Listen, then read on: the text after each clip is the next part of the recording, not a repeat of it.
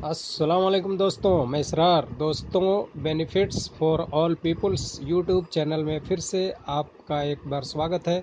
दोस्तों, आज मैं लेकर आया हूँ रोटरी स्विच और रेगुलेटर के बारे में कुछ जानकारी देने के लिए। आप बने रहें मेरे साथ, देखते रहें इस वीडियो को। देखिए दोस्तों, ये है रेगुलेटर, आप देख सकते हैं, और ये है रोटरी स्विच। ये है रोटरी स्विच, ये देखिए, ये है रोटरी स्विच।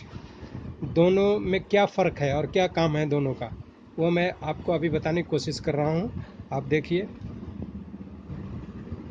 ये देखिए, ये है रोटरी स्विच। इसमें एक सीरीज का तार मैंने जोड़ा हुआ है। अब दूसरा, जैसे ही मैं जिस पोजीशन पे ये है, लो या हाई या मीडियम, उस पर टच करूँगा तो वो बल्ब जल पड़ेगा। ये देखिए, इसमें नहीं जल रहा, इसमें नहीं जल रहा, इसमें, ये देखिए बल्ब जल गया। आप देख रहे होंगे, ये बल्ब जल रहा है, ये देखिए, और ये फुल जल रहा है, बल्ब पूरा जल रहा है। इसमें कोई स्लो नहीं है, कोई तेज़ नहीं है। इसका मतलब है कि इसमें कोई क्षमता नहीं है कम और तेज़ करने का। इसका मतलब है इसमें कोई क्षमता नहीं है ये कम और तेज़ करे, ये एक ही स्पीड में चलता है। तो रोटरी स्विच करता क्या है? रोटरी स्विच, जैसे आपके कूलर में 3 स्पीड की मोटर है और उसमें से 4 वायरें निकली होती हैं, तो एक वायर तो मेन में चली जाती है और एक वायर यहीं पे जोड़ दी जाती है जहां मैंने जोड़ रखा है। ये देखिए, अब ये स्विच का पोजीशन, इस स्विच का पोजीशन ऐसे है, तो इस पॉइंट में ये जल रहा है। देखिए, अब जैसे ही वो समझ लीजिए कि स्लो हो गया, तो आपकी मोटर में अगर स्पीड स्लो है तो वो उधर करंट दे देगा और वो स्लो हो जाएगा। उसके बाद अब देखिए, इसको हम इधर घुमा देते हैं, तो ये अब देखिए, अब ये ऑफ हो गया, ऑफ पोजीशन पे है, किसी में भी काम नहीं कर रहा। अब देखिए, इसको हम हाई की तरफ करते हैं। ये देखिए, हाई की तरफ किया तो अब ये एक में फिर जलेगा। देखिए, पहले इसमें जला था और अब इसमें जलेगा। ये देखिए, उसी स्पीड में अपना जल रहा है, फुल रोशनी के साथ उजाला कर रहा है। इसका मतलब है कि इसमें कोई क्षमता नहीं है कम और तेज़ करने का। जब मोटर में से जो मीडियम की या हाई स्पीड की जो वायर यहाँ आके टच हुई रहती है, तो उस मोटर से ये स्पीड को कम करता है, न कि इस स्विच से।